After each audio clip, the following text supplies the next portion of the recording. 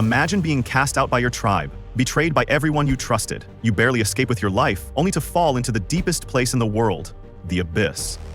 Surrounded by deadly monsters, you unleash your last magic, and suddenly a level 99 warrior appears before you. From that moment, the legend of your revenge against the traitors begins. Our episode begins with this super cool anime. This is the start. There was nothing. The world was pitch black emptiness, inhabited only by demons and jinn.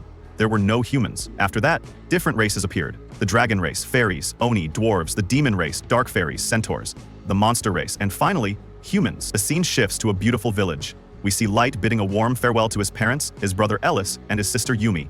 He promised them he would become a formidable, very high-ranking adventurer, that he'd support them and make them rich. The scene moves to when he was in another city, perhaps lost. But at that very moment, a member of the monster race approaches him and says, "Beat it, human, you should stay out of our way, or we'll kill you." Light apologizes to him and continues on his way until he reaches the guild. Now it's his turn. A girl from the guild welcomes him and asks if this is his first day registering. He confirms, "Yes, it's my first time registering in my life. My name is Light." She starts writing his registration form and tells him, "You're rank F, the lowest rank. Since this is your first time, but tell me, do you have any skills?" He replies, "Yes, of course, I do." She says, "Show me then. Let's see." He informs her that it's the skill of infinite gacha. "I'll explain now," he says. A star comes out of his hand, he starts spinning it, and then a card appears. It has a thorn on it. But when he pulls it out, it's unfortunately a bent thorn. He tells her, "Don't be shocked. Wait. I'll try again." He tries once, twice, a third time. He pulls out a rotten apple and moldy bread. She says to him, mockingly, "Well, your talent is clearly very good." He tells her, "Do whatever you want." And with that, she hands him the rank F card, the lowest rank. Before leaving, he asks her if there's any work he can start right away. She says, "Look, buddy, the easiest jobs are posted on that bulletin board over there." He looks at the board, but his face changes. She says, "I have a feeling you can't read." "Unfortunately, yes, I can't read. I'm illiterate," he admits. "Don't worry about it," she says. "In that case, there's gathering firewood, moving trays, and cutting grass. Farm work, basically." He says, "Anything, as long as I can work and earn money." After that, Light adapts to his job. He carries stones, fills the cart, and works very hard, strenuous labor. He returns at the end of the day with a small amount of money. Despite his huge effort, the money is little. But that's how the world works. You work hard, you get a small amount of money. You do easy work, you get lots of money. A world where everything is backwards. This money is barely enough for me to afford lodging tonight. But then, a great disaster happens. A group of monsters confronts him. What do you expect them to do to him? Please pause the video and write your answer in the comments. One of the monsters bumps into him and says, "Are you stupid? Watch where you're going." "I'm sorry, I really didn't notice," he replies. "No, my dear," they say. "You've dirtied my clothes. Who's going to wash them now? Look, I'll take this money. It's barely enough for my laundry bill." Light gets angry and says, "Please, give me back my money. That's my money and I worked hard for it all day. I won't be able to stay the night without it." But the monster hits him with a powerful blow, knocking him to the ground, and then says, "Be grateful if you can even rent a pigsty with that amount. Now get out of our sight. To let you go, we have to take this money. Come on guys, let's take the money and go get a drink." Light was very sad and couldn't do anything. At that moment, he sees a group of elves, and one extends a hand to him, checking on him. He is startled. She says, "Don't worry, I won't hurt or harm you." Then she gives him a brotherly hug, to the point where he thinks to himself, "Did this fairy or elf get her knees muddy just to come down and hug me? Am I dreaming or what?" She says, "Oh, don't worry, you're awake. Seriously, come on, get up." Then he sees the group. They belong to a troop called the Alliance of Tribes, a group that includes the 9 races we talked about at the beginning of the episode. The wolf speaks to him, saying, "I, for example, am from the monster race. My name is Garo, and that girl who extended her hand is Sasha from the dwarves. There are other people too, a dragon, a demon, the dwarf with the beard, Nano, the girl named Sioni from the dark Jinn, and the red man, Centaur. All we need now is a human to complete our squad. We formed this group pursuing a noble cause. We want to put an end to racial discrimination and create a fair world for everyone." First, my friends, if you are followers of the Madra Recaps channel, write in the comments what country you are from. If you are not a follower of Madra Recaps, follow the channel, then write "done" in the comments, and also what country you are from. They continue their conversation, saying, "We need someone like you to join us." Light is very happy with this beautiful idea. After that, the scene shifts to Light, with the group of monsters. The dragon quickly rescues him. Another monster attacks him, but another girl, yes, Sasha, saves him. She says, "What's the matter, buddy? I can't take my eyes off you for a minute. We're in the abyss, the darkest place on Earth. You'll die instantly if anything hits you here. I'll protect you, don't worry." But the rest of the squad gathers and teases her, saying, "Sasha can't stop herself from focusing on Light. All the blood is rushing to her cheeks. Look how red her face is." She says, "That's not true. I just don't want anyone in the squad to be lost." The dragon speaks to him and says, "It's okay. Isn't it enough that you can do one thing? It's enough that you'll do something for us and cook for the squad. That's all we want. Now let's get going. We have a long way ahead of us." They continue on their way and then suddenly stop at a place to rest. Light goes to prepare tea for them. One of them comes to him and says, "Light, wait. I'll bring the tea right away." "Haha," the monster informs him. "That won't be necessary. You will be exiled from this squad now." "But why? What did I do?" Light asks. "That's just the way it is. You will be exiled from the squad. You're not coming with us. Don't you hear? You've become useless to us now. You don't have the abilities we do, and you'll hold us back." Sasha, the girl who was kind to him, says, "This boy is so stupid. He makes me feel sad." Everyone agrees to get rid of him and exile him from the squad. Everyone is mocking him. "You must be kidding. Tell me you're kidding," he pleads. They reply, "Is this the time to joke with a despicable and stupid human like you? But I'm not stupid. You were very kind to me just a little while ago. What happened now?" Garo says to him, "Buddy, we were pretending and deceiving you, you foolish idiot. Unfortunately, you're not useful for anything. When we saw your talent, we thought this kid would benefit us, but unfortunately, it's useless. Look, we've talked to you a lot. Now it's time for the end. You won't speak much anymore." The dragon orders Garo to eliminate him immediately. This means they will banish him from existence, and Garo will take care of it. Garo sharpens his very strong gleaming claws and tries to shred his face, which is now smeared with blood. Light is completely shocked, standing in front of these monsters, terrified. He runs quickly, but they say to him, "Run all you want. You'll only end up as ground meat for some monsters in the abyss." Then Sasha, the girl who had befriended him from the beginning and hugged him, shoots an arrow into his leg. And this, my friends, teaches us never to trust anyone, no matter the circumstances. The arrow pierces his leg, and he falls to the ground, crying and screaming from the intense pain. Garo then hits him with a very powerful blow that nearly knocks the breath out of him and begins kicking him. The dragon tells Garo, "That's enough. Finish him off with one strike." Light tries to move and tries to resist death. He clings to life even though he knows he's going to die inevitably. And indeed, my friends, something strange happens and an instantaneous teleportation circle activates. Garo tries to strike him quickly before he can escape, but the circle activates swiftly, and he teleports to another place. Perhaps a place even harsher than where he was. Light could barely believe he was still alive. The instant teleportation trap activated at the last moment, sending him to another part of this labyrinth. He began to cry, remembering his father, mother, and siblings. He missed them all. He thought back to the group of monsters who invited him to their team, how well they treated him and how much kindness they showed. I respected them, believed in them, and was so happy about it. And yet it was all just a lie. They deceived me into joining an expedition into the labyrinth, then tried to kill me, treating me like trash with huge mocking grins on their faces, talking about some nonsense. I don't even know what maestro they were talking about. I'll kill them all. I will have my revenge. They hurt me so much. They will all pay. I will not die here. I swear I will rip out their guts. Suddenly, huge rocky monsters appear. They are level 1000. Light is terrified as these are the kind of monsters you only hear about in folktales. He realizes he has truly been sent to the deepest part of the abyss in this labyrinth. Despite the monsters advancing and preparing to attack, he is determined to fight and not surrender. He frantically searches for a solution to fight this thing and tries to activate his gacha repeatedly, but it doesn't respond. He insists on activating it, just to escape those villains. Suddenly, the gacha activates, emitting a brilliant light. Many magical gates open from it, instantly eliminating the monsters on the spot. A voice says, "I will not allow anyone to harm my master, no matter the cost." Then, a beautiful girl bows to her master, Light. She begins to heal his wounds and apologizes, saying, "She could not bear to see your handsome face wounded this way, my lord. I have taken it upon myself to be your caretaker, my lord." Light is surprised that he no longer feels any pain. He stands up, the agony completely gone, and can barely believe it. The girl introduces herself, and he tells her his name is Light. She replies, "Master Light, Lord of Light." That name sounds grand and celestial to the ear. According to the maid's code of honor, I am bound by duty to my master, Light, Lord of Light. I shall live in your service, devoted until death, and I pledge my absolute loyalty to you. Light is completely astonished and asks, "Where exactly did you come from?" She informs him that her level is 9,999, and she is known as May, the ever-searching maid. "I am an extremely rare card that emerged from your limited Master Light gacha. I will remain bound to you even after death." Light is highly perplexed. "But my unlimited gacha is worthless. There's no way someone as magnificent as you could come out of it, miss." The maid asks him to call her May, without any titles. Light does so, which makes her very happy. She then asks him for another favor, to use my ability. My innate skill is appraisal. Specifically, it is impossible for your gift to be worthless, my lord. Please allow me to appraise it. Light gives her permission. May performs the appraisal and can barely believe it. She explains that her master's abilities are hidden beneath a thick layer of concealment. It's impossible for anyone who is not at my level to see the details. She then tells him, Your special power is not worthless at all. Your gacha has an infinite number of pathways. The gift you receive has probabilities and card rarities that vary based on the density of surrounding mana. Mana is something that flows everywhere throughout the world. However, its density is at its lowest on the surface. This means that the chance of an extremely rare card like me appearing is close to zero. But mana is abundant here, in the depths of this labyrinth.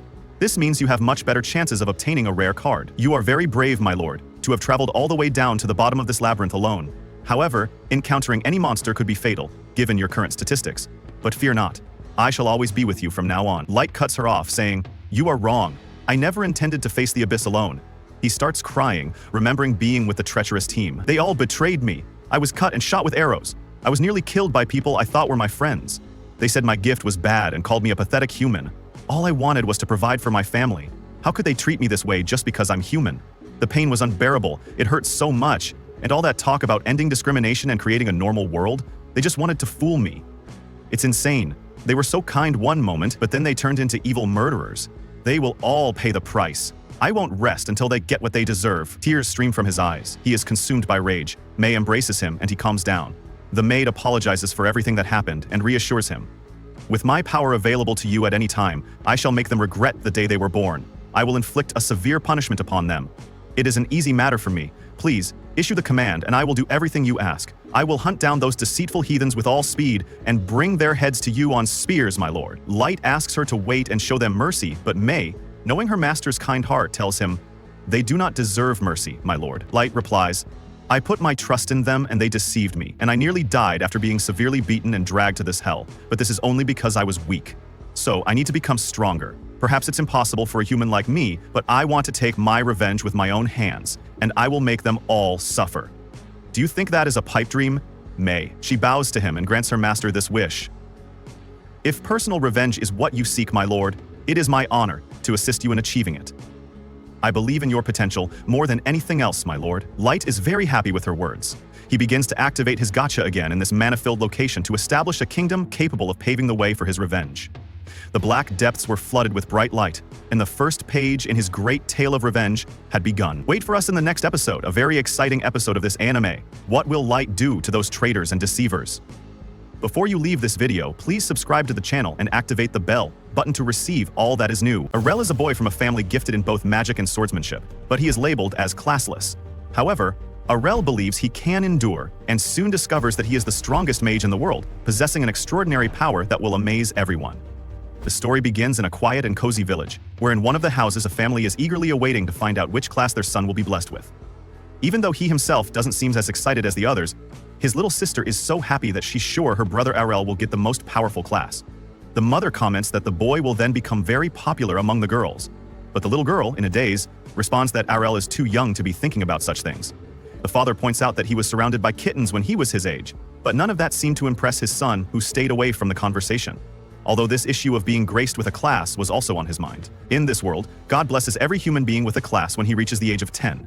Then the skills necessary to perform their role are passed on to that person, which can range from a powerful wizard to a simple baker. After the family gathering, the moment finally arrives when the blessing ritual begins, and one of the community's religious figures takes the lead in the process in the city temple, in front of a statue of a goddess.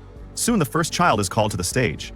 Then the religious man places the scepter on the boy's forehead and feels the power of the flames in him, as well as the smell of iron and hammer. And thus, the boy becomes a blacksmith. As time passed, and the children presented themselves to receive their classes, Ariel's sister took pride in the bloodline to which they belonged, which would certainly influence the blessing and make her brother one of the powerful class. When Ariel is called, everyone present is eager to know the future of the village's most famous couple, known as representatives of very advanced classes, the Sword Princess Farah and the Archmage Leon. On stage, the religious man asks Ariel to close his eyes so he can feel the goddess's blessing. However, the boy feels absolutely nothing, as does the person responsible for the ritual. The public begins to become anxious in the face of this lack of response, so, after analyzing this rare case, the religious man comes to the conclusion that Ariel is a classless child. The sister is outraged and refuses to believe this is the truth, just as the parents are very frustrated. After this event, Ariel is back at home, training in the backyard with a sword and being comforted by his parents that since they will work after they retire, then the boy does not need to worry about getting a job. Ariel insists that he doesn't want to be a burden to his parents. Then, the little sister, pretending to be the older sister, arrives to say that she will help the guy, as she always did. Tired of this talk, where he always seems like the poor guy, Ariel gathers the family together to make one thing very clear. He doesn't care about this whole classless thing. After all, he studied fencing with his mother since he was little, and even if he didn't gain any classes, he can still wield a sword and his hard work will pay off someday. The mother is moved by the boy's maturity at such a young age, and his father is confident that Ariel can turn fate in his favor when he grows up, just like the little girl always knew her big brother was the best. Tired of being treated this way, Ariel leaves to continue his practice at the training ground. Arriving there, two boys simulated a duel where both demonstrated impressive sword technique. According to them, having a class is amazing because they could feel the strength flowing from within their bodies. When Ariel shows up, the duo recognizes him as being out of ritual class and asks what he's doing there. Ariel explains that he just came to train like anyone else. Then, one of the boys tells the advantage that they, as sword shines, don't need to train and just come to the training ground to check their skills. To demonstrate what he's talking about, the boy invites his partner to start the duel again. Then the duo once again displays that strength that Ariel never had and never will. With each blow they struck, the heavy sound of air along with the collision of swords suggested that they were two powerful 27-year-old barbarians from Gladiando. Watching the fight, Ariel ponders that the first technique a swordsman learns is basic fencing, which in itself is enough to make these two boys quite capable fighters. However, the observer didn't want to just watch, so he called any of the boys to train with him. The cockier of the two gives a mocking laugh and points out that the intruder doesn't stand a chance, but he's sure he'll give in, angry at the guy's certainty. The challenged person first asks if the challenger has divine protection, even if he is classless, which Ariel confirms without much enthusiasm. Divine protection is another blessing granted by the goddess, but unlike classes, absolutely everyone has the right to receive this gift as soon as they are born. This protection is like an invisible web that wraps around the body and absorbs damage. But of course, if you take too much of a hit, you'll end up feeling the pain. This way, the cocky guy can fight without fear of taking his rival to the grave. However, Ariel asks that the opponent also be prepared to burn his tongue. This provocation makes the brat even angrier, and this anger makes him move forward without the dispute even formally beginning. Ariel thinks quickly and not only blocks the blow, but also spins his sword to open his opponent's guard, leaving the boy completely furious. Driven by the force of hatred, the suspect attempts another sword strike, but is again stopped by his opponent's block. Next, the fight is shown to be completely controlled by Ariel, and since he doesn't want to let this go, Morenta even calls his colleague to join his rival. A request that he promptly fulfills. Ariel escapes a cowardly attack from behind, but he doesn't complain as he loves challenges. And having two opponents of the same age makes this training very beneficial, since he was always being scolded by his mother during training at home. At this point, Moretta begins to complain that his partner didn't attack correctly, making Ariel wonder if these classy people can't learn to work as a team. Because of the anarchic way they fight, they might even be easy prey. Convinced of this, Ariel advances and knocks Patiña out of the duo with a blow to the chin. Now all that's left is the alpha of the duo, the final boss, who threatens his opponent with words. But when it was time to really show it, he tripped over his own companion and was left completely exposed to a blow to the back of the neck, which was the flat part of the blade, without using the cutting part. Otherwise, the worst would happen. As if the shame of having lost in those conditions wasn't enough, the duo still grumbles that Aro took them, and, since they didn't accept defeat, the three agree to a rematch. However, another boy arrives at the training camp and tells the losers to stop this nonsense. After all, on a real battlefield, no enemy will care about the crying of these two clowns. The cocky one of the duo immediately insults the guy, but his colleague tells him to calm down, seeing as this redhead is a tough guy. That said, the redhead approaches Ariel and recognizes him as the son of Farah, the princess of the sword, since the skill he has in fencing could only have been inherited by that warrior. Either way, he tells this victory not to go to the boy's head, so challenge him to a duel to show this classless man what a true swordsman is capable of. Bettina tells Morento that this redhead has some relationship with the head of the guard, and he himself confirms that Captain Evans is his father. Hearing that name, Ariel remembers that Evans is the guy who once went to his house to call his mother to hunt demons. However, he looks nothing like his son, as the adopted son had a much more rigid and suffering appearance. Revo is angry at having his father mentioned and makes it clear that the captain is not only a master of the sword, but also a leader respected by all. Still, the son doesn't understand how Arel's mother can be considered the #1 Zine sword in the village. Unconvinced, he asks if Arel agrees with this, and he confirms that his mother is literally the most powerful person in the village. Redhead then remembers that children inherit their parents' talent, and that's why he's going to beat up this brat and prove that his family is much stronger than his. Furthermore, he had already been using the sword for over a year and had already learned intermediate techniques, so he would definitely defeat this brat. Therefore, as he has shown from the beginning, the area is not one to shy away from a fight, so the two immediately begin a dispute. This fight clearly demonstrates that it is a level above the previous one. This doesn't just impress the two previous rivals, but also the current challenger, who, although he admits that this fight is more balanced than he imagined, has a card up his sleeve for the crucial moment. In turn, RL analyzes that the anger that the opponent is feeling is making him strike in a more sloppy way, which can be a disadvantage. Taking advantage of this, RL quickly crouches after defending a sphere strike or a thrust strike with the opponent's guard open. However, the redhead responds quickly with his twin blade slash skill. On reflex, Ariel defends himself from the first, but the second cut hits his divine protection. The injured boy smothers the injured boy with his hand, unable to understand how his rival managed to land 2 blows at once, while the redhead takes advantage, saying that someone without class could never defend against such a technique. Either way, he recognizes that the kid has balls to accept this challenge. Days later, Ariel is woken up by the most annoying alarm clock on the face of the earth, which in this case is his sister. He accidentally headbutted the poor girl as he stood up, which ended up being an unintentional act of revenge. During breakfast, she asks her little brother to stop working out so hard, as one day she will create a world where the poor guy can live comfortably. Hearing this, Ariel gives a hearty laugh and says goodbye to her family to go to training. With his departure, his sister expresses concern that Ariel is staying late, training every day after coming home exhausted from the beating he took. However, to calm the child's mind, Farah takes the little girl to a chest, where several swords that were broken by Ariel during her training were stored. In other words, the guy knows how to handle himself. Even calmer, the boy's sister promises to make the world a better place for him. Meanwhile, Ariel focuses on her daily training and shows that she has learned the double blade attack, as she only let herself be hit so she could assimilate this technique. Speaking of which, a blow appears from Takaya to ambush the human, but Ariel finishes off the creature with this very ability. However, a deep, sinister roar echoes from within the forest and indicates that another, much more serious challenge lurks among the trees. Fearing that the village would be attacked, Ariel runs to alert the guard. However, a child's desperate cry makes him run into the woods. When he reached the injured person, it was none other than Redhead, who challenged him days ago. And on the other side was a hobgoblin, a type of creature that never appears around these parts. Besides him, larger goblins were dead near the Redhead's training platform, which indicates that he killed the monsters while training.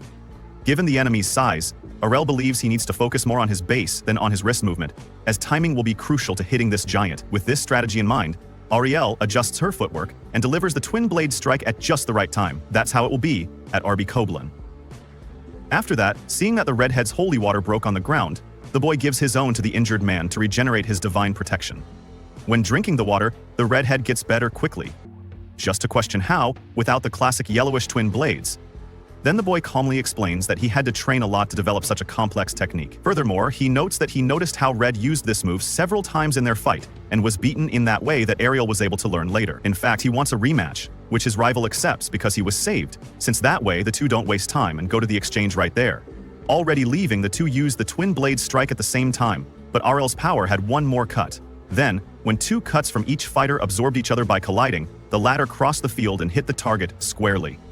The redhead remembers that the name of the skill is twin blades and not trembling. So, Ariel explains that there is no need to get caught up in these limiting details, as the important thing is to model a certain technique to better serve in moments of battle. The redhead doesn't accept any lesson from someone without class, so he raises his sword once more, keeping in mind that he learned fencing from his father, Captain Ivans, so he can't lose under any circumstances, especially to a kid who hasn't even received a class from the goddess. Be that as it may, one thing is certain.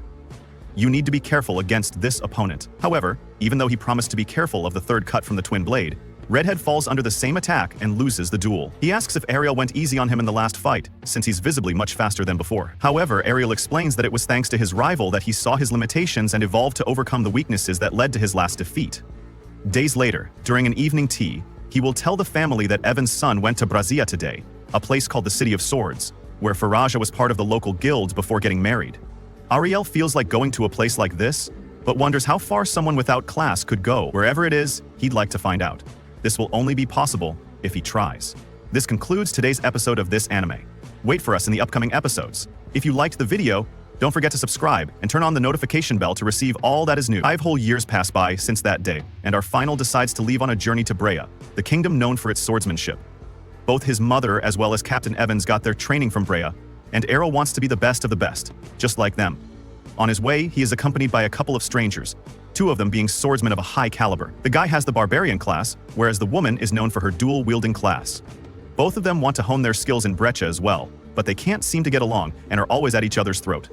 The cart driver tells them to settle down as all of them are going to the same location, but the man is too much of a misogynist and wants to send the woman back to the kitchen. Before they can argue more, however, the cart driver shouts at them to get their swords ready as they have got trouble.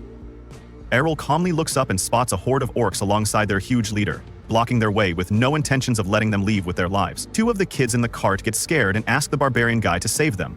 But the barbarian, true to her name, is a total jerk and a coward who claims that he is not willing to put his life on the line for someone else and jumps from the cart before running away. The woman follows him, claiming that everyone is on their own in this world.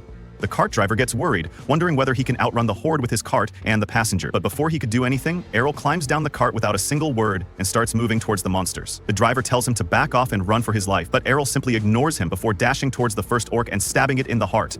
The driver is shocked by his incredible speed and accuracy, while Errol simply uses instant transmission and keeps disappearing and appearing in front of the orc, taking them down one by one. Unfortunately though, he gets surrounded by a bunch of orcs on all sides, which means that he can't really use his dash skill anymore. But to the driver's surprise, Errol uses a legendary trick known as the blade dance, where he spins around like an idiot, cutting everyone down all at once. The cart driver doesn't understand how Errol can use that skill, since it is only used by the swordsmen with the sword princess class, and they are always women. Errol, however, isn't bound by the gender norms, as he wants to be the part of the LGHDTV community. So, he runs towards the orc leader, dodging its attack expertly, before jumping on top of him and burying his sword deep within the orc's skull, killing it immediately. He finally returns back towards the shock driver and tells him to continue the journey to Brea. While one of the kids asks what class he belongs to, he simply replies that he doesn't have any class, which completely shocks everyone. He remembers how 5 years ago, when he showed his mother the new twin blade skill he learned, she thought that she was imagining things. But when Errol told her that he is training to replicate any skill he sees, she is beyond overjoyed and promised to teach him all of the skills used by the Sword Princess class. Back in the present, he is woken up by the driver, who tells him that they have reached Briesta, the land of swords. Errol climbs down the cart and witnesses the town center flooded by people with swords strapped to their waists. Errol turns towards the driver and asks whether he is an advanced level swordsman. At first, the driver claims that he is just a cart driver, but Errol knows that only good swordsmen can identify the moves he was pulling on the spot. The cart driver admits that he is from the Holy Knights class, which is a pretty good class, but he gets bored of fighting so much, so he prefers to sometimes kick back and relax while pretending to be a normal driver. The Holy Knight realizes that this is probably Errol's first time in the city, and tells him that he needs to find a guild for himself first, as without a guild, he won't be able to fight in any tournaments. And in this city, fighting and winning the turns is the main way swordsmen prove their worth and earn money. Errol replies that he doesn't care about the money, but he wants to fight the strongest swordsman this place has to offer him. The driver tells him to be wary of toxic corporate guilds, as they can suck your soul, and not in a good way. With that, the driver turns back and leaves, while Errol moves into the city, looking at all the different people announcing their guilds, hiring people, and swordsmen getting in line to try their luck for the better guilds. On the way, he ends up bumping into a blonde lowly who immediately latches onto him like Headless, telling him that she is the member of a famous guild and wants him to join them. Errol is immediately wary of her since she seems very desperate for members, so he refuses. The lowly, however, doesn't leave him alone and keeps pestering him to join their guild again and again, but Errol's is not a simp and keeps refusing. He asks her what is the strongest guild here and begrudgingly replies that the Shadowblade Guild is one of the strongest right now since it has 8 class of swordsmen. He asks her for the directions and immediately moves towards the guild. He gets stopped on the way by the guard, who directs him towards the reception for the test. In the reception, he finds a huge line of budding swordsmen willing to try their luck to enter the famous guild, which excites Errol as well, who wonders what kind of amazing people he would have to fight against. But when his chance comes to register, the receptionist laughs at him for being a classless loser, claiming that only people with an advanced swordsman class can apply for the guild trials. Errol claims that he is sure he can pass their trial, but the receptionist refuses to register him. Saddened by this, he decides to leave when he spots 3 of the ranked swordsmen entering the hall, who are immediately treated like celebrities. He doesn't really care much about the theatrics though, and immediately turns towards other guilds. But one by one, he gets rejected by all of them on the basis of him not having a class. Tired, he goes back into the city, taking out the letter his mother gave him and told him to find her old guild, since they will surely help her find something. He wonders whether his mom knew that he would have this much trouble, but he is thankful nonetheless. Before he can even read the letter though, the blonde lowly latches onto him once again, claiming that they are still ready to take him in. But Errol refuses again. She literally starts begging him to join the guild, telling him to do it as a charity, and points at a beautiful guild house, claiming that it's her guild. This surprises Errol a little, but the lowly replies that their guild, known as the Dragon Fang, used to be the best in the country for a very long time, but lately it's gone to ____, and currently they are the weakest, but she wants to bring it back up to its former glory. The name Dragon Fang suddenly rings a bell as he remembers that his mom once told him about the leader of her guild, who was a dual-wielding swordsman who named the guild Dragon Fang after his special move. He quickly takes out the letter to look for the name, and it in fact is the guild that his mom was talking about. He decides to go in with her, which makes her very happy, but the moment they enter the room, he finds an old drunk man with only one arm on the couch. The man tells Errol to go somewhere else since this guild is doomed, and walks off, while the lowly tells him that he is her father, who used to be the second-best swordsman of the city, but ever since losing his arm, he has never been the same. Errol, however, surprises her by saying that he wants to join the guild. This makes the lowly really happy, and she quickly drafts up an agreement which Errol fills up and hands it back to her. She reads it before asking why he left the class column blank. That's when Errol replies that it's because he has no class. Bali snaps and gets a sword out, claiming that she thought he might be an advanced class swordsman since he was acting so hard to get. But before she could say any more, the door opens and a red-haired beauty named Rai enters the room. The lowly Shidawidi immediately runs towards her, crying that this classless idiot deceived her into joining the guild. This gets Rei's immediate attention, and she looks towards Errol, claiming that she never thought she would see him here. Errol is confused and asks how she knows him.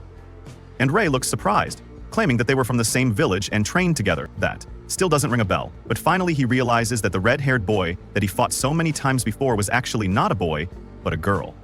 The lowly knows about the story as well, and asks Rei whether this is the classless guy who defeated her when she was young, as she always thought that the story was a myth. Rai, however, is still stuck on that loss and challenges Errol to a match immediately. The fight starts, and Rai immediately uses the twin slash attack, which Errol thinks he can counter, but to his surprise, Rei's slashes blast through his own and hit him straight in the chest. This confuses him, but Rei reveals that she has the Power Swordsman class, which is why she is able to use a sword that is 5 times heavier than a normal sword, which means that she has 5 times the power in each sword strike.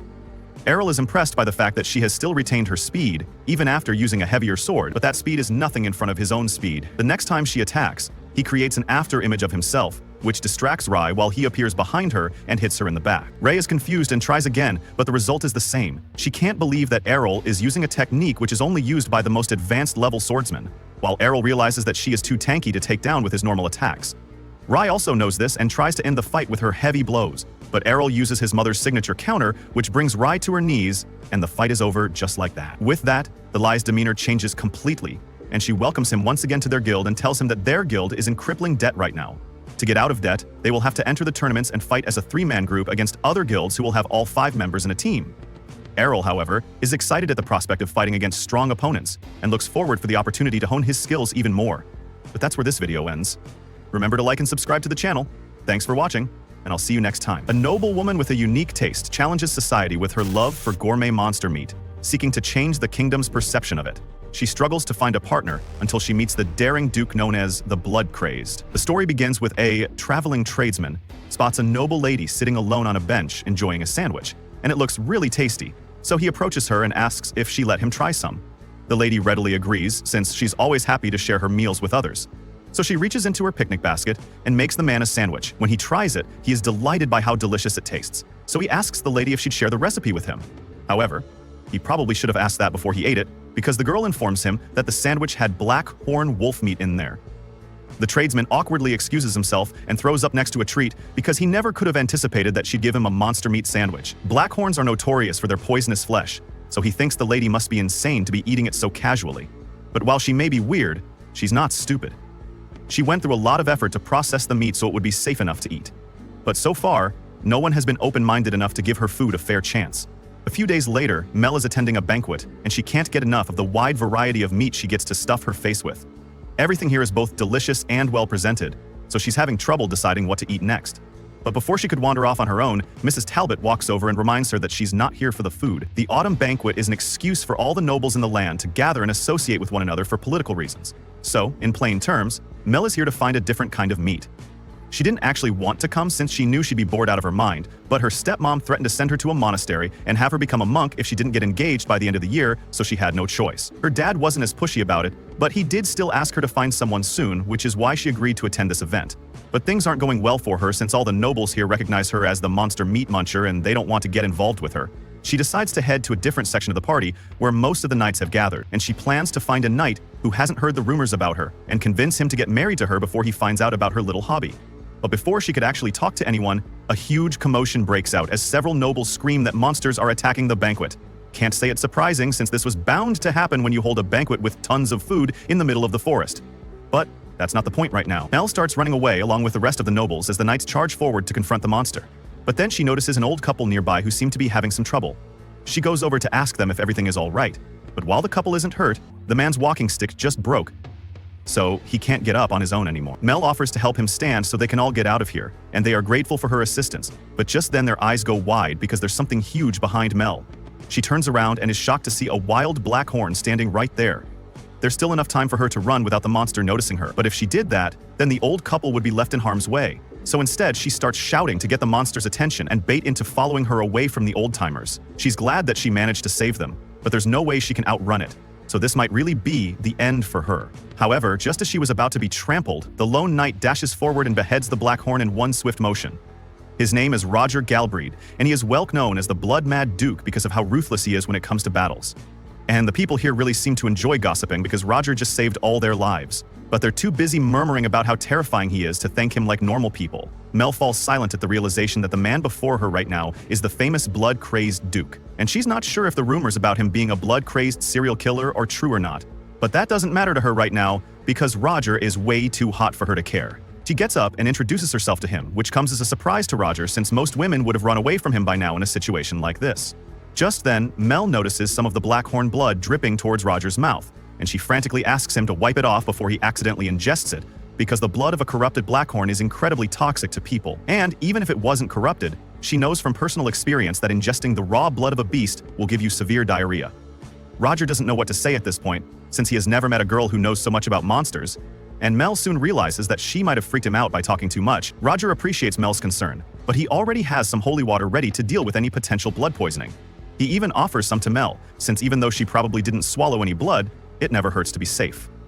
Roger then notices that her dress is covered in blood, so he offers to take her somewhere so she can get a replacement. But while Mel appreciates the gesture, she tells him that it won't be necessary. Monster blood washes out really easily with a little warm water and baking soda, so her dress isn't ruined or anything. But that's not what Roger was referring to. Most nobles are disgusted by the mere thought of wearing clothes tainted by monster blood, so he wonders why it doesn't seem to bother her. Without thinking, Mel blurts out that she butchers monsters all the time, so she's used to getting covered in blood every now and then. Roger is shocked to learn that Mel butchers monsters and she realizes she has said way too much, so she apologizes for it. But instead of being disgusted by her, Roger bursts out in laughter because he recalls hearing rumors about Mel eating monsters, and he can't believe it's actually true. Monsters in this world are very different when compared to regular animals. Due to the magical energy that their bodies contain, consuming monster meat typically causes vomiting and fevers, so it is generally discarded. But Mel always thought that was wasteful. There's no point in hiding it now. So she admits that the rumors are indeed true, and that when she looks at that corpse over there, the only thing she can think about is how tasty the meat would be, but she realizes saying it out loud makes it sound even worse. By this point, she expects Roger to awkwardly shuffle away any minute, so she puts on her best "I don't know what to do anymore" smile, and waits to see what he does. But as it turns out, Roger is actually enchanted by the lovely smile on Mel's blood-covered face, so much so that he can barely look her in the eyes. So instead, he grabs her hand and starts leading her away from the party. After a while, Roger realizes he should probably say something so things don't get awkward. So he asks, "Mel, if the monster meat actually tastes good?" This isn't the first time someone has asked Mel this question, but it usually doesn't end well when she gives an honest answer. She tells Roger that blackhorn meat actually tastes a lot like beef. But while most would sneer and disregard her opinion as crazy talk, Roger actually seems to be taking her seriously. And that's a first for her. So she's really happy. She goes on to explain that the key to making the meat safe to eat is getting rid of all the magic in it. And she says as that's easy enough to do during the bleeding process. So Roger asks her if she'd be willing to make some for him. Nell says she'd be more than happy to do so. But she does warn him that meat from mad beasts like the one he killed today tends to be a little rough on the stomach, even with proper preparation. So he's gonna have to wait until she can get her hands on some non-corrupted meat. Roger says he's looking forward to it, but in the meantime he still wants to get Mel a new dress to change into. So he leads her back to his Trud pavilion. Roger's subordinate Chaos comes out to greet him upon his arrival, and after Mel introduces herself, he is instructed to get her a new dress to change into. In the meantime, Roger takes her to one of the tents and prepares a little bath of hot water so she can wash the blood off her face. Mel insists that there's no need for him to go so much trouble for her sake, especially when there's way more monster blood on him than there is on her. She tells Roger he should prioritize cleaning himself first, but that was always the plan, and he has already started taking his shirt off. He doesn't see anything wrong with it since he does it all the time, but Mel, on the other hand, is getting extremely flustered. She has seen knights take their shirts off during training sessions before, but it still spikes her heart rate every time it happens. Roger asks her if something is wrong, and Mel doesn't want to lie, so she admits that she was admiring his incredible physique. Roger has never really put much thought into what his body looks like, but he does train often to be able to fight monsters regularly, so it's natural that he'd be muscular. And Mel thought he looked cool when he beheaded the Blackhorn, so she asks him if she'd be able to learn how to do that as well. Roger says anyone can learn to do what he did, but in Mel's case her arms aren't conditioned for it, so she'd be better off leaving the fighting to him. He asks her if there's any particular monster she'd like to try, since he'd be willing to hunt it down for her. And as soon as he says this, Mel's eyes light up because there are so many things she has been dying to taste. But just then, Chaos returns and lightly scolds Roger because he thinks it is inappropriate for him to be half naked in front of a young lady like this. Roger argues that he only took off his shirt, so he's not completely exposed, but either way, it's still not appropriate. A little while later, Mel has changed into the dress Chaos prepared for her, and she absolutely loves the design on it. Roger says he borrowed that dress from the Queen a while ago, and he thinks it looks really good on her. But the entire time he has been holding the head of the Black Horn, and all his men are shocked that Mel doesn't seem to mind. Most ladies would have fainted if Roger came anywhere near them with that thing, so they are all happy that he finally found someone he gets along with. Later that evening, it's time for Mel to return home, so Roger escorts her back to her carriage. She thanks him once again for saving her life and says goodbye. He tells her that the next time they meet, he will have a special present. It ready for her, and she says she can't wait. But if he's going to be bringing a monster for her, she requests that he capture it alive, because the meat would taste better that way. Roger has never tried capturing a monster alive before, but he's up for the challenge. However, that might take a while, so in the meantime, Mel offers Roger some Scat's Bit monster jerky she made, and she assures him that she was very thorough with the preparation process, so there's no risk of him getting sick from it. If Mel is the one who made it, Roger trusts that it'll be safe. So, he takes a bite without hesitation, and he is pleasantly surprised by how delicious it actually is. Chaos yells at Roger because it's reckless for someone of his authority to eat food without having it tested for poison first, but Roger says it's fine and sticks a piece of the meat in Chaos's mouth to show him how good it tastes. They both agree that it's delicious, and Roger tells Mel that he can't wait to see what else she can make the next time they meet. But all of a sudden, she ducks her head down. She was brought to tears by the fact that someone finally recognizes her hobby and doesn't think she's weird for eating monster meat. She pulls herself together so she can say her last goodbye to Roger, but she can hardly wait to meet him again. This was the end of episode 1. Subscribe to not miss the next part. An ordinary office worker, suddenly transported to a world of swords and sorcery, but Takeru has a rare skill, the power to find treasures no one else can. Will it lead him to riches, or the start of the most dangerous adventure of his life? Our story begins with a young man named Takeru, who tells us that his life is utterly boring and routine. It's the same work, the same return home, and while this ordinary life is supposed to be comfortable, a part of him longs for something different. Then suddenly, something strange happens to him.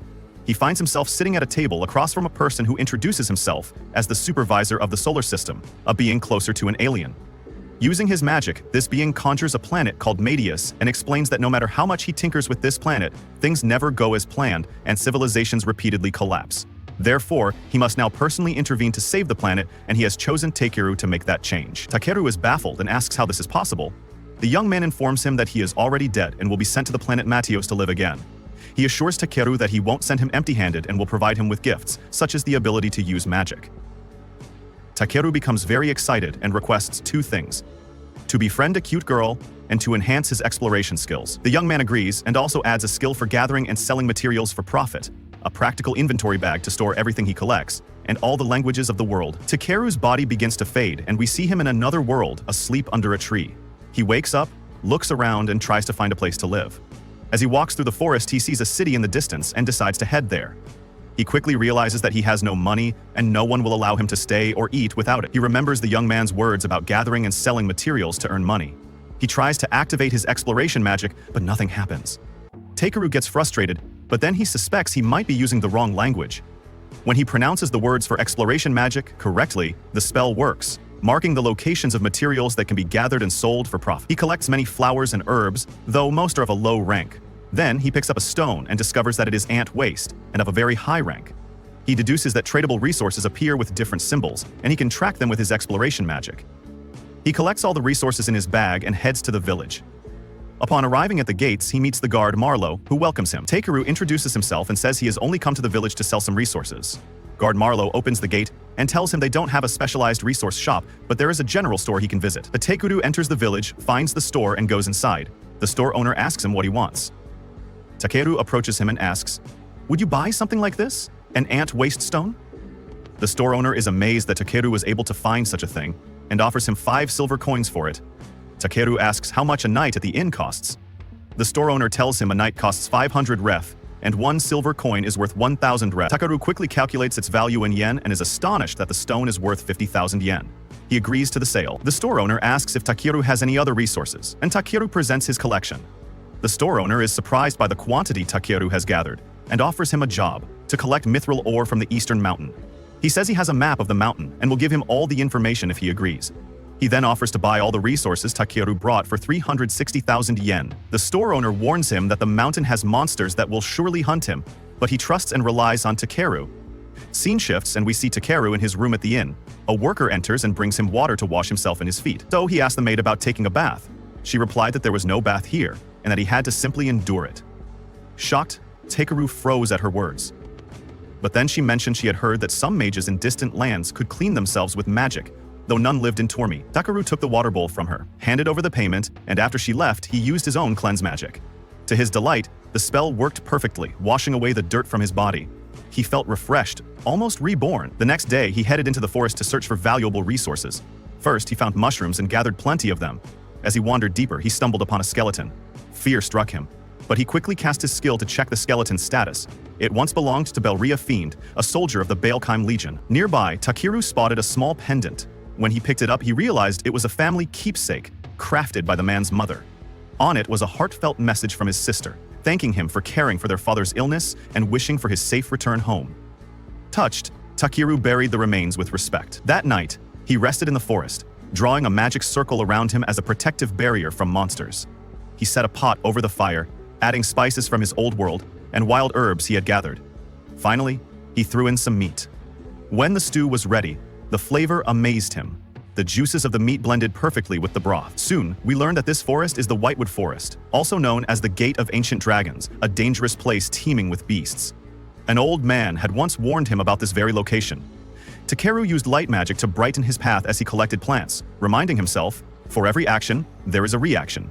It's not just monsters here, but countless unseen danger. Eventually, he noticed his body reeked again and cast cleanse magic once more. As he tried to leave, he suddenly fell into a pit.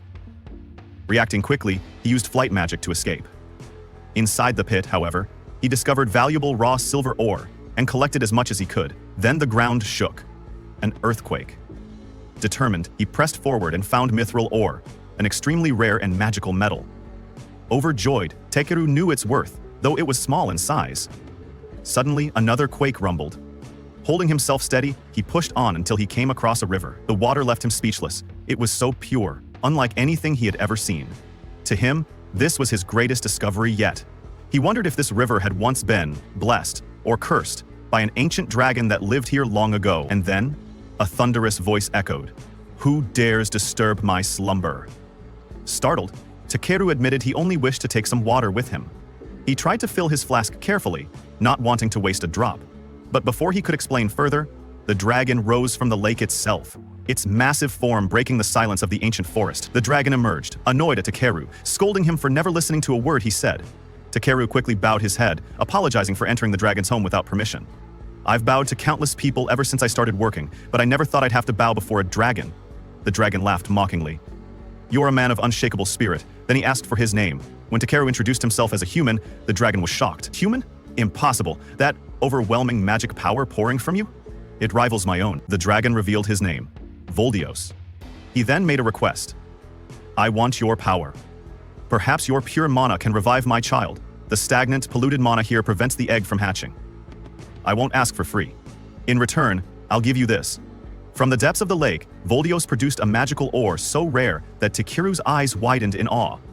Taking the dragon's egg in his hands, Takeru channeled his magic into it, creating a radiant light. Speaking to himself, he thought, "Since it's an egg, I need to keep it warm."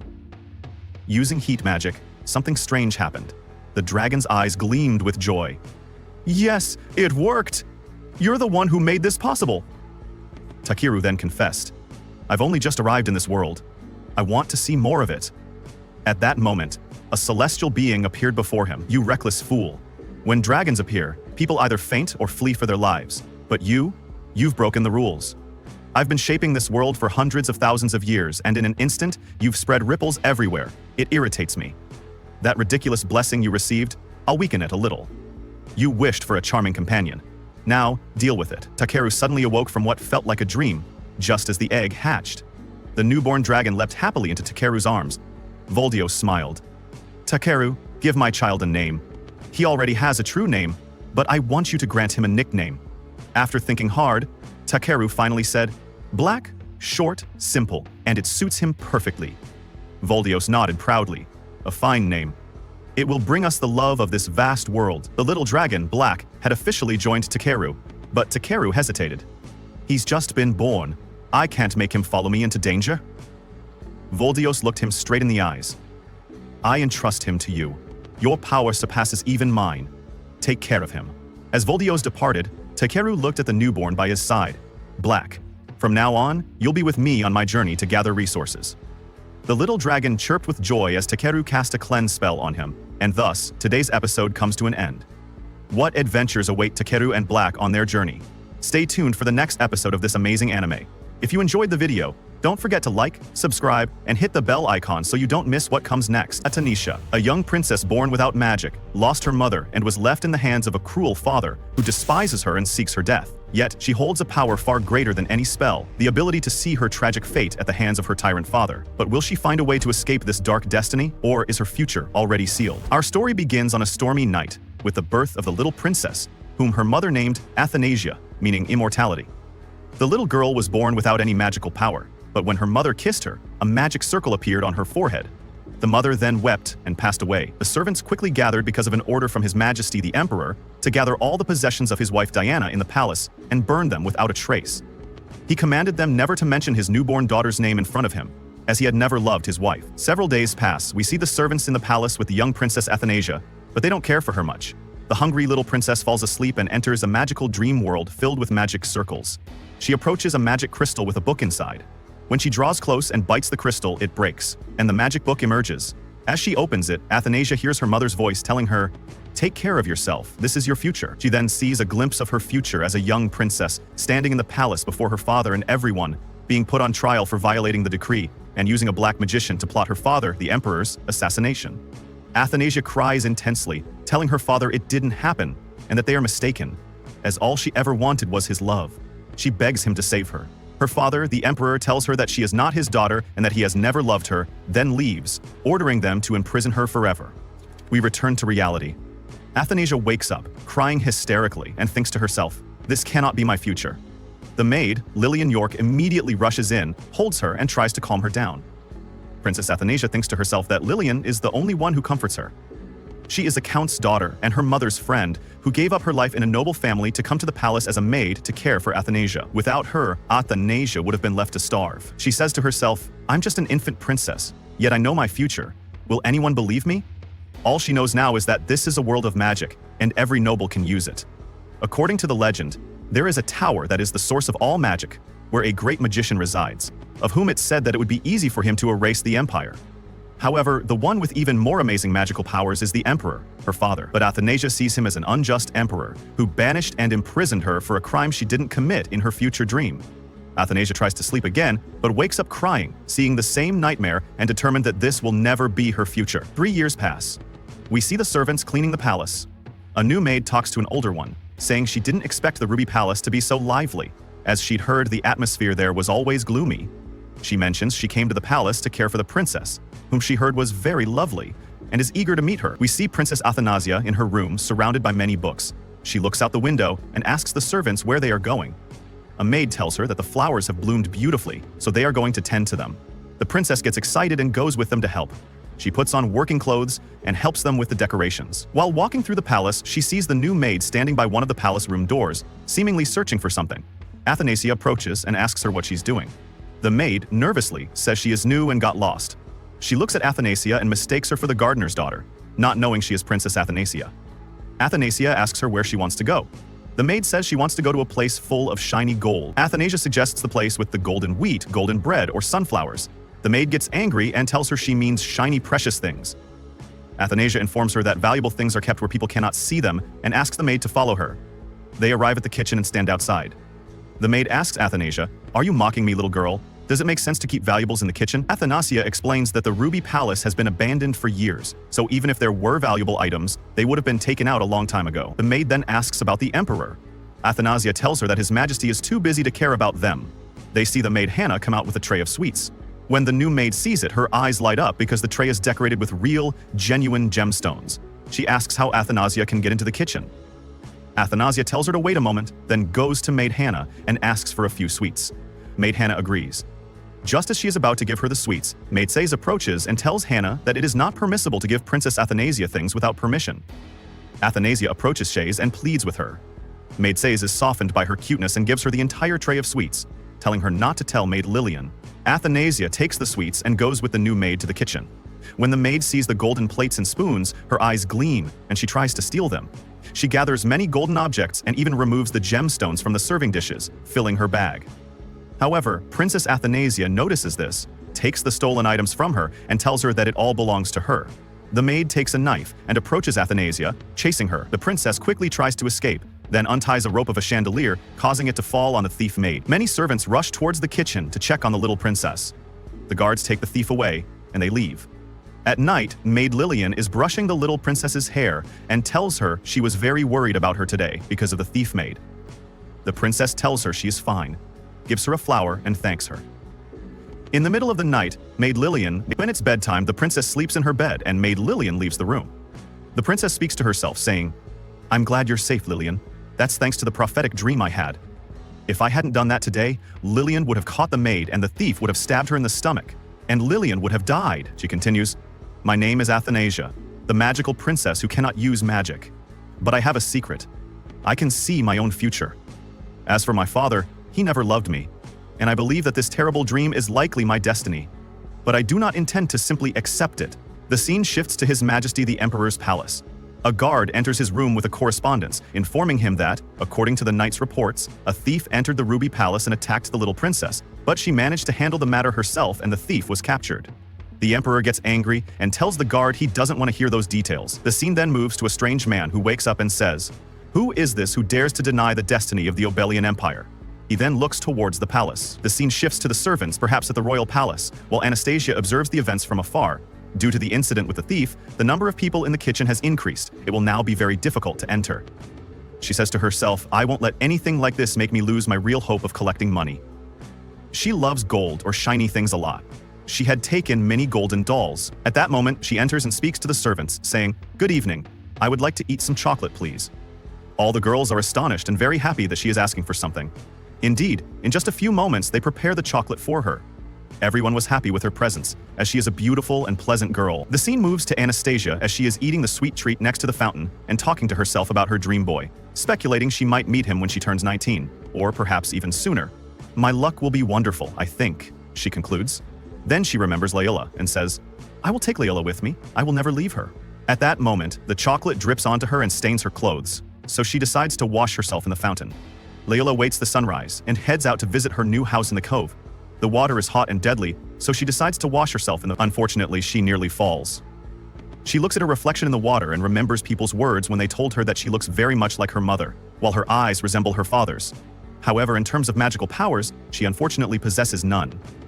Regarding her eyes, they are very distinctive, but Anastasia says that in reality, there is another girl named Jeanette who possesses the same eyes. Then she says, "This doesn't mean anything to me. I must escape as soon as I gather the money. When I collect the money, I will immediately run away." She had a pouch of dinars, coins, with her, and she decided to hide it in the forest because the front security at the palace is very strict. She kept walking until she reached a certain place and wondered, "It's not the Ruby Palace, so what is this place?" She approached it more closely and entered, finding it completely empty. She remembers hearing some maids say that they were going to reinforce the security well and specifically search the princess's room. Therefore, she quickly ran under her bed, took her money, and went with it to the forest to hide it. However, after a few days, she returns once more to retrieve it. She searches for it left and right. At that moment, she finds that a squirrel has dug it out. She calls out, "Wait, little squirrel!" But it doesn't heed her and runs away quickly. Here, she decides to look for a peanut to offer it so it will leave her jewelry and eat the peanut instead. The plan was successful. This means that there is now no safe place in the forest. She thinks and says, "I must find a safer place." Then she remembers that rented place and goes to it directly. She walks through its halls and finds no one. How can this towering place be shelterless and unknown to anyone, she wonders. Not only that, but she kept walking until she reached the main square, where she finds statues, perhaps made of pure gold. But here, the great surprise happens. She turns around and finds two large people who say, "Since when was this small insect in our palace?" But one of the people deduces that her eyes are exactly the same as his own. She says to him, "Father," but we don't know now if he is her father or not. She then asks, "What exactly is the story? Is this my father? Is this the Demon King's palace? Did I come to the wrong place? Where exactly can I get out of here? I want to escape quickly." The man tries to remember and eventually recalls a girl who is indeed riding a horse. He remembers her and says, "You are Anastasia." Then he recalls what happened at that time when the servants were sitting and said she was a good girl named Anastasia, which is what her mother named her. He says to her, "You have grown up a lot." Then he holds her cheeks and pinches them a few times. Then he tells his servant, "Bring tea immediately." She tries to run away because she doesn't want to drink tea with him, but he catches her quickly. Then her jewels fall onto the floor. After that, they enter the palace, and the sitting arrangement was very awkward. Anastasia says, "What a boring session. Does he want me to speak or say something? How long will I just sit here?" He speaks to her and says, "Are you always silent? Can't you speak? Come on, speak, Annie. I won't do anything to you." Finally, she speaks, and he hears her voice after a session of silence. He brings her cake and food, but she was very shy.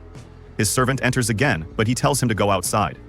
Then he talks to her about himself, revealing that he is the emperor who once caused chaos in that land, burned much, and misled people. But he is now no longer as he was before. He tells her, "Come on, drink the tea and eat the food, Annie." She was nervous and said, "What should I call him? What should I say to him? Should I call him father?"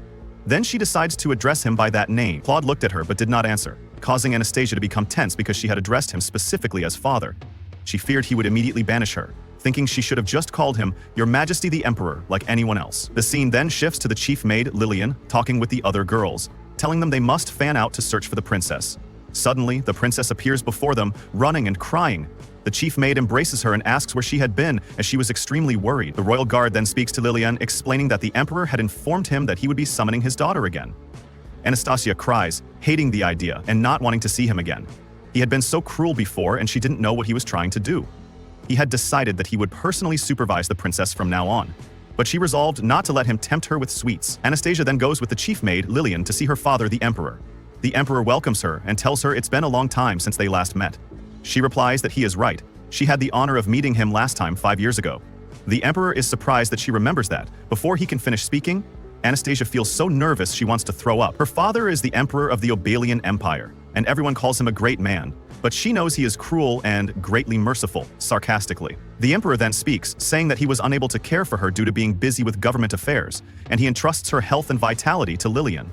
Anastasia understands that he is lying. It's not that he couldn't care for her. If he had wanted to, her life would have been enjoyable. She just wants him to continue leaving her alone and let her return immediately. The emperor continues, informing Lillian that he heard everything about the incident at the Ruby Palace. From now on, he will personally oversee the princess, and she will receive treatment appropriate for a princess. We move to the maid staff, where Hannah tells her friend says that she never imagined the king would come to the Ruby Palace, and they are now certain that the princess's life will be filled with happiness. We then see the emperor sitting with the princess at a garden table for breakfast. The princess is still nervous and thinks to herself that she was supposed to avoid her father and live quietly, as her future disaster is caused by meeting him. As long as she never meets him, she can change her future. Yet this is extremely frustrating. The maids place many sweets on the table. The princess is amazed and thinks this is indeed appropriate princess treatment. She thinks to herself that her father was very cold to her before, and she doesn't know what he is trying to do with her. Could it be poisoned? She resolves not to let this cake tempt her. The emperor asks her why she hasn't eaten, saying he feels she suspects the sweets are poisoned. The princess is shocked that he might be able to read her thoughts. She tells him she likes cake, but Lillian warned her not to eat too many sweets or her teeth would rot. The emperor is surprised since she ate some yesterday. However, she can't hold back any longer. She takes a bite of the cake and finds it incredibly delicious. Nothing has ever tasted this good. She can't believe she dropped her guard because of a small cake like this. She then decides to eat the whole cake, as it would be wasteful to leave any piece of it. At that moment, the servants and the emperor's guard watch her from afar, relieved that she seems to be relaxing a little. The emperor asks his daughter to join him for a tea session every day. And so, the life of Aethie, Anastasia, began, where she saw her father every day, even though she didn't know why he suddenly started playing the role of a happy family with her. This made her very tense. But every now and then, something nice would happen. The princess always tries to perfect things, but this only increases her tension. She tries to learn many things for her father, and every time she makes a mistake, she believes it's over for her. But for some reason, it seems her father has no intention of criticizing her. Perhaps he regrets what happened and is trying to be kind to her. and she believes she is not as afraid of her father as she was before. Anastasia sleeps, and in the morning she gets ready to go for a stroll in the imperial grounds, as she heard there were flowers by the lake. She goes out to her father happily, strolling in the garden and picking many flowers. She runs and plays in the garden with joy. Her father reaches her and tells her he will show her the way and take her in a boat. Lillian informs him that the princess is uncomfortable with water, but the princess reassures Lillian and asks her not to worry, saying she must do what her father asks of her. The emperor says he will stay with her, so why is she worried? Or does she hate the idea? The princess replies that she didn't mean that at all. She wants to go with him anywhere. Indeed, the princess gets into the boat with her father alone. The princess is very scared when they are by themselves. He stares at her all the time, and she doesn't know what she should say. She is so tense that she can barely breathe. The emperor asks what she is thinking. She becomes more nervous and tells him that the weather is beautiful, the lake is beautiful, and then tells him his hair is very bright and beautiful, admitting that his hair is indeed beautiful. Every time she sees something golden, she thinks of pure gold. The emperor understands that she loves shiny things very much and tells her that she has her jewels and the day will come for her to take them. The princess says that time is passing slowly and the wind carries the scent of flowers, which is a very pleasant feeling. Thinking about it now, she doesn't know how they are moving. They aren't rowing anything, yet the boat is moving. She believes this might be because of her father's magic. She looks at his clear blue eyes, like a blue sapphire. She wonders to herself if her father would have loved her if she could use magic. Then the princess sees a blue lotus flower and is captivated by its beauty and sweet fragrance. We see Anastasia, greatly captivated by the look of the flowers. She wants to touch and take the blue lotus, but she falls into the water. Something strong grips her leg. She calls for her father's help, but he does nothing for her. She then remembers what she dreamt, that because she broke the rules and used dark magic, she would spend the rest of her life in prison. She says, "This was supposed to be my fate always. Despite that, I held on to a little hope. I wished that he would accept me as his daughter." Finally, her father comes and saves her. Afterward, Athi wakes up with Lillian, Lily, by her side to check on her. When Athi realizes her father was the one who saved her, he uses his magic to dry her off. She is very happy that her father is doing all this for her. The emperor then asks Felix to teach her to swim tomorrow, adding, "It won't be a long story if my daughter drowns." They return to the Ruby Palace and Athi is overwhelmed by the shock and a cold that has left her bedridden, but she keeps thinking about what happened that day. Lillian tells her that the flower is the dream lotus, which creates an illusion to lure living creatures. Its sole purpose is decoration. As long as there aren't many of them, they aren't dangerous. However, if you don't possess magical powers, you will be attracted by its allure. Athi tells her the problem is that she is very weak, but she doesn't want to drink any more of the medicine because it's too bitter. Lillian tells her she must take it, or she won't recover. At night, we see Athi's father by the lake and then the girl appears, saying to him, "You came to see me?" He tells her that emotions like this were forgotten long ago, but it seems he doesn't hate that girl. Many hands surround Athi's father. We then see Felix very angry and wanting to help the king, saying, "May a shining light illuminate your path someday." Athi's father dismisses him. Afterward, we see Chess rush into Athi's room, saying that many maids have arrived to serve her. Athi is astonished when she sees them. Then Felix arrives, telling her, "I have been assigned to be your guard knight. I look forward to serving you." This concludes today's episode of this anime. Wait for us in the upcoming episodes. If you liked the video, don't forget to subscribe and turn on the notification bell to receive all that is new. After 200 years of her defeat, Luthas Mafal, the tyrant of the Black Wings, returns. But the game is no longer a game. It is the real world of Xgate. She must reclaim her lost power and face the consequences her death unleashed. Will she rise again, or be crushed by the vengeance of the past? The story begins amidst utter chaos on a battlefield littered with fallen bodies. We are introduced to Luthas Mafal, who is about to be defeated by a group of people. However, she responds that it will be their end. Grabs one by the face and smashes his face against several rocks, smashing his head against the mountain. An enemy fires with a bow and arrow, but she manages to block it. Suddenly, a wolf appears before her and strikes. But Lufus easily blocks it and counterattacks with an impressive flurry of attacks, knocking the animal away. Even after defeating several opponents, others continue to appear. She takes a blow to the face and is thrown away, but quickly reverses the situation, throwing the man against the rocks. Then several weapons appear behind her and are fired at her, but Lufus manages to dodge them. Another hero appears behind her and hits her with a punch, but she realizes it's just water, the result of the protection of a wizard assisting his companions as she receives the attack. She pierces the man's chest, but he claims he's not finished yet. She is surprised to realize he has a climax ability. As she tries to pull her arm from the enemy's body, he grabs her and, along with his allies, manages to pin her to the ground. Lufus, however, begins to laugh at the situation. After being defeated, she admits that perhaps they are all capable of defeating the Demon Lord. The scene then cuts to a young man at the computer, realizing that his Lufa resisted until the end. On the forum, players praise the game highly. Suddenly, the goddess of creation, Alovinus, appears.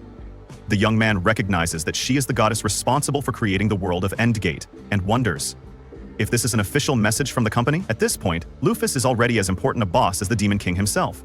The boy had reached a level impossible for even the developer to ignore. Unable to understand what his role would be, he decides to accept. Upon waking, confused, he notices several people in front of him and believes he's being pranked. Looking down, he notices he's transformed into the character from his favorite game, with a body full of delicate feminine features. He always thought that if he were a girl, he'd want to be beautiful, which is why he created his character that way. Now, he wonders if he's dreaming or if he's actually entered the game. When he tries to speak to others, simply raising his voice causes them all to fall to the ground due to the crushing pressure of his racial ability. Pressure tries to control this intimidation, but even after some time, people still suffer its effects. Finally, he manages to defuse the situation. Although the tension remains, those present begin to fear her. But Hufflepuff simply wants to understand how she ended up there. An elf, however, faints before her. He soon discovers that 200 years have passed since she was sealed. The Demon King still lives, and to defeat him, they tried to summon a hero through the hitch, but it was she who emerged. The boy then realizes he's actually inside the game, now playing a girl. Despite his surprise, he feels joy at being able to live in the world he loved so much. However, he understands that the priority isn't acting like a fan, but deciding what to do in this new reality. Seeing everyone in shock, he decides to leave immediately.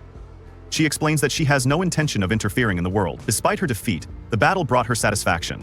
She is no longer Hufflepuff the Conqueror, but a young woman whose hopes have been dashed. When asked where she would go, she replies only that she wants to see the current world and appreciate its form.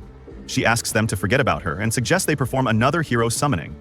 As she takes flight, she marvels at the sensation of wearing real wings and contemplates the world of Endgate Online from a new perspective. For any gamer, there is nothing more fun than exploring their favorite game as their own creation. As he advances, he spots something gigantic and realizes it still exists. You now know where to go first. It is then explained that line hookup set in the world of Mistgar, a medieval fantasy online RPG. Its biggest draw is the war system, a PvP in which players represent nations and the victors conquer the defeated. Another major highlight is the narrative, which adapts the player's actions to the game's official story. He had transformed Loa into the strongest character. He leveled up, acquired items, and remained the best player. For the first time in history, he managed to unify Mistgar, which was widely celebrated in the narrative, making Lufas a semi-official character. However, a game with only one powerful ruler would end up being boring. So he and other highly players divided their forces between the Conqueror's army, Lofus, and the Light's army made up of heroes. They then organized the greatest battle ever recorded, bypassing even the official final boss. In the end, Lofus was defeated and sealed in subspace. Now, back in the world, she contemplates her base, the Mahili Tower of Heaven. Upon entering, she realizes it's not as well preserved as she imagined, but its essence remains. She feels nostalgic as she remembers when her friends would gather there to talk, drink, and have fun. Suddenly, Dina appears, a girl who has waited 200 years for Elle's return. When questioned, she introduces herself as the advisor. The player remembers creating her as a simple scenario NPC, tasked with being Luff's advisor, and is shocked to realize she has gained consciousness and waited all this time. Elle apologizes for forgetting her, and promises not to repeat the mistake. She explains that she was summoned by humans, and Dana imagines they must have been shocked. She then reveals that to the west lies the nation of Levitane, which had prepared to summon a hero. Lufus asks for more details about what happened after her departure. She discovers that the heroes who defeated her became known as the Seven Heroes, each founding their own nation. Of the seven, 4 have already died of old age, leaving only 3 remaining, belonging to long-lived races. She asks if they would also be players, but Dina explains that the Demon King is still alive and has defeated the 7 heroes. U-12 stars still exist. Officially, Kaled 12 Celestial Stars of Conquest were extremely rare monsters that Lufus managed to recruit, granting the 12 most powerful this prestigious title. At the time, I thought an important leader should have something like the classic 4 generals. I'd like to know how they are doing. The girl knows the whereabouts of 6. Of these, 2 join the Demon King's army to seek revenge against the humans who defeated her. Luffles knows her choice led everything to this, but she considers it quite a regrettable decision. They must be given a strong warning. Lufflepuff finds all this quite amusing and needs to see the current state of the world for himself. He also needs to verify whether the 3 heroes are players like himself, so Hufflepuff decides to set out on a journey to gather the 12 stars. Stopping those acting foolishly is his responsibility. Dana locates and informs them that the closest one to them is Spell. One of the 7 heroes is also located there. Ares has tried several times to invade Spell, and continues to do so to this day. Hufflepuff already knows where he should go, but the girl asks him to wait a bit as they don't have a penny. Hufflepuff decides to go anyway, but she insists he not do it carelessly, as many people know his face. So Hufflepuff dons a hood so he can walk around town but still attract attention. Looking inside the guild, they both stare, and Luff remembers when he founded that nation. Looking at the quests, Dana suggests looking for cats, but Luffus refuses as he's not good at that kind of task.